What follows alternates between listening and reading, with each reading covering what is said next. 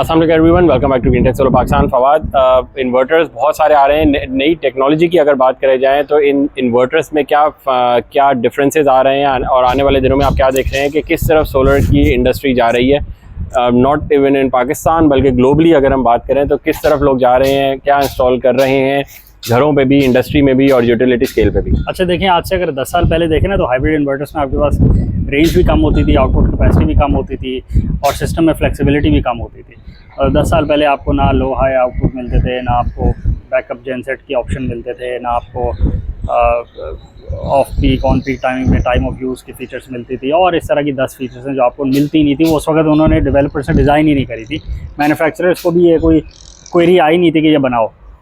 अच्छा, आज 2025 चल रहा है, 2025 में फ़ीचर्स बहुत ज़्यादा मिल रही हैं आपको, फ़ीचर्स के साथ साथ स्टडीनेस भी मिल रही है और सिस्टम के साइज़ में भी बहुत फ़र्क आ गया है। इसका मतलब है कि 50 किलोवाट का सिस्टम मिल रहा है आपको, 50 को आप कंबाइन का, हाइब्रिड सिस्टम्स की बात हो रही है, 50 को रेडीली मिल रहा है, 50 से ऊपर भी मिल रहा है, 100 किलोवाट के भी हाइब्रिड सिस्टम्स मिल रहे हैं। इट मींस कि हम इंडस्ट्री में इजीली इंस्टॉल कर सकते हैं, इंडस्ट्री में इजीली इंस्टॉल हो सकते हैं। पाकिस्तान में भी थोड़े बहुत हो रहे हैं। पाकिस्तान ज़रा रिलक्टेंट होता है, हमेशा पीछे चलता है बाकी दुनिया से 2-3 साल, तो बट अगेन बाकी दुनिया में लग रहे हैं, पाकिस्तान में भी थोड़े बहुत लग रहे हैं। उसके साथ एनर्जी बैंक्स, बैटरी बैंक्स पे भी रिसर्च तो नहीं हो रही, अब तो डिप्लॉयमेंट हो रही है। मेगावाट आवर्स के बैटरी बैंक से कंटेनर स्टोरेज है। 20 फीट के कंटेनर में भी 2 मेगावाट के कंटेनर, आपको 2 मेगावाट के बैटरी बैंक आ जाते हैं, आराम से आते हैं। और आने वाले दिनों में आप देखेंगे और फॉर्म फैक्टर साइज़ हो जाएगा, साइज़ छोटा हो जाएगा, एनर्जी डेंसिटी बढ़ जाएगी।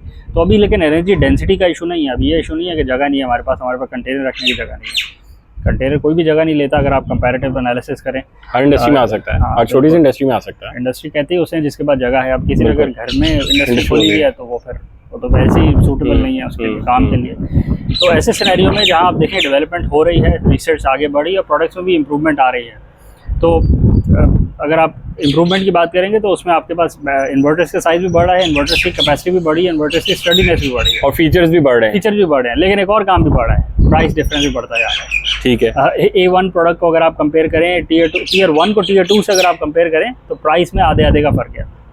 कंपैरेटिव एग्जांपल ले लें, 50 किलोवाट का हाइब्रिड इन्वर्टर आपको 90 लाख का भी मिलता है और 75 लाख का भी मिलता है विद बैटरी बैंक्स, और आपको 50 लाख का भी मिलता है और आपको 40 लाख का भी मिल जाता है। 50 किलोवाट के इन्वर्टर्स हैं विद बैटरी बैंक्स है, 1C के डिस्चार्ज वाली। तो जब इतना प्राइस डिफरेंस आएगा तो फिर आप एज एन एंड यूज़र बोलेंगे कि इतना फ़र्क क्यों है। फीचर्स को कट डाउन करके प्राइस को कम किया गया है। ये सिर्फ इस प्रोडक्ट में नहीं है, आप कोई भी मशीन लेने जाएँ तो मशीन के 10 किस्म की क्वालिटीज़ होती हैं।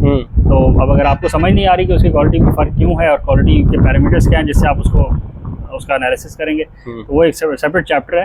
पर गाड़ियों में भी देख लें, 5 सीटर सेडान होती है, मेड इन पाकिस्तान भी है, मेड इन कोरिया भी है, मेड इन जापान भी है, मेड इन जर्मनी भी है, और कोई हैंड बिल्ड कोच हो या कोई बहुत एक्जॉटिक चीज़ हो तो वो भी सेडान ही होती है। प्राइस में बहुत फ़र्क होता है। तो इसी तरह इन्वर्टर्स में भी कोई अनोखी बात नहीं है, कोई अजूबा बात नहीं है, कोई नई प्रोडक्ट आसमान से नहीं ईजाद हो गई कि जिसमें आप बोलेंगे प्राइस का इतना फ़र्क क्यों आ गया।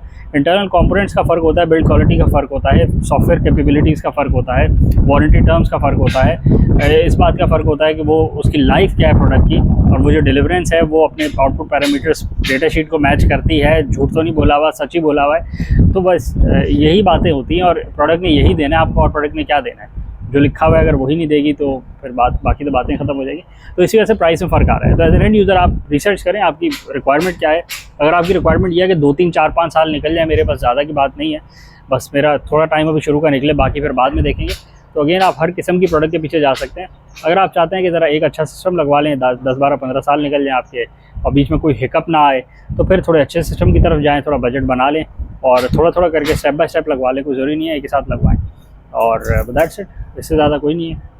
अच्छी चीज़ें भी अवेलेबल हैं, हल्की चीज़ें भी अवेलेबल हैं, हर प्रोडक्ट में ऐसे एयर कंडीशनर। ये जो अच्छी चीज़ें अवेलेबल आप कह रहे हैं कि सिर्फ पाकिस्तान में अवेलेबल हैं, और या मैं यूएस में बात करूं या मैं यूके में बात करूं तो वहाँ भी अवेलेबल है, क्योंकि अभी ट्रेड सैंक्शन की वजह से और टैरिफ वॉर की वजह से भी सबसे अच्छी मैन्युफैक्चरिंग भी चाइना ही कर रहा है, और चाइना पे जिन्होंने टैरिफ लगाए हैं पाकिस्तान ने तो नहीं लगाए, तो पाकिस्तान को उसमें एडवांटेज भी हासिल हुआ है कि यार हमारे पास अच्छी प्रोडक्ट्स एटलीस्ट अवेलेबल हैं, हम उसमें से चूज़ कर सकते हैं। अब आगे हमारे ऊपर है कि हम उनको चूज़ करना चाहते हैं कि नहीं, हमारे पास बजट इतना बन रहा है कि नहीं, पर मार्केट में चीज़ें अवेलेबल हैं, बिल्कुल चीज़ें अवेलेबल हैं। और वो जो आप बात कर रहे हैं ना कि हल्की चीज़ें, बाकी दुनिया में लॉज होते हैं, सही है, बहुत सारे हमारे जैसे मुल्क हैं जहाँ पे कोई लॉज नहीं है, कोई इस तरह की कंज्यूमर प्रोटेक्शन राइट्स नहीं है, कोई और जो आपने डेटा शीट में बातें लिखी हैं वो ट्रू है कि नहीं है, ये मैटर नहीं करता। आप तो नंबर, आपको पता है ऑस्ट्रेलिया में आप नंबर 1 नहीं लिख सकते अगर आपको ऑफिशियली नंबर 1 अप्रूव नहीं हुए। कोई किसी यहाँ तो हर कोई नंबर 1 है। किसी ऑथराइज बॉडी ने आपको कोई किसी प्रॉपर मैकेनिज्म के थ्रू आपकी एनालिसिस किया हो, आपको जांचा हो, और फिर उसमें किसी एक पैरामीटर के ऊपर आप नंबर 1 आए होंगे ना। कोई ऑल इन ऑल नंबर 1 तो हो ही नहीं सकता कि मैं नंबर 1 हूँ इस चीज़ में। आप सेल्स में नंबर 1 होंगे, आप आफ्टर सेल्स में नंबर 1 होंगे, आपकी प्रोडक्ट जिस टाइम में आप इंस्टॉलेशन कंप्लीट करते हैं आप उसमें नंबर 1 हो सकते हैं, आप इंपोर्ट क्वांटिटी में नंबर 1 हो सकते हैं।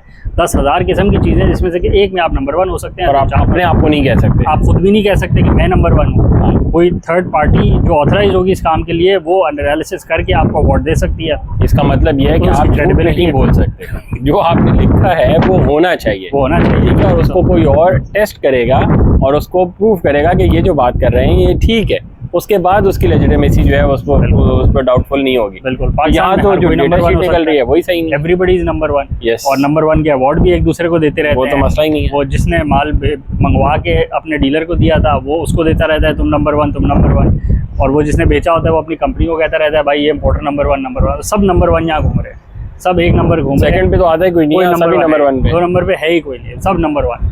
और उस नंबर 1 की आपको रियलिटी पता है। और बाकी फिर प्रोडक्ट किस तरह के आए, जब नंबर 1 एक दूसरे को कहने में कोई हर्ज नहीं है तो प्रोडक्ट ला के एक दूसरे को बेचने में भी कोई फ़र्क नहीं है। तो बस एज एन एंड यूज़र थोड़ा सा होशियार हो जाए और चीज़ों को सही से अगर आप एनालाइज कर लेते हैं तो बेनिफिट अपना ही करते हैं, क्योंकि प्रोडक्ट्स हमेशा अवेलेबल रहेंगी। हल्की प्रोडक्ट भी अवेलेबल होती है, अच्छी भी अवेलेबल होती है, पैसे आप दे रहे होते हैं तो आपको प्रोडक्ट मिल रही होती है। अगर आप खरीदेंगे नहीं तो प्रोडक्ट बिकी नहीं रही होती।